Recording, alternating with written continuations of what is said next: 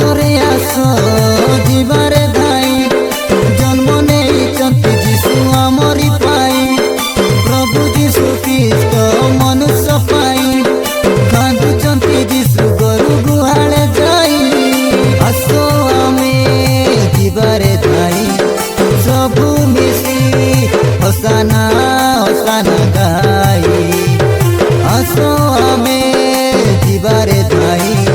सबु मिसी होसाना होसाना गाई नेले जन्म प्रिय जीशु राजन ओ नेले जन्म प्रिय जीशु राजन।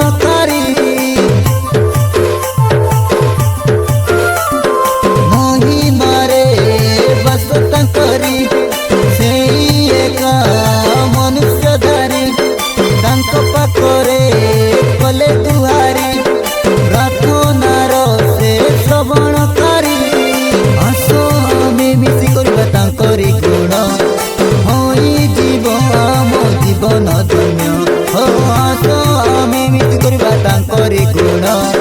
होई जीवन धन्य हो नेले जन्म प्रिय जीशु राजन नेले जन्म प्रिय जीशु राजन पापी मानकर पाई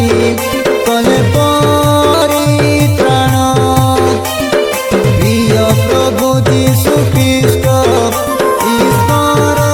नंदन आनंद रे गाइबा तांक संगीत समस्त मुखरे थाओ मित रे मित आनंद रे गाइबा तांक संगीत।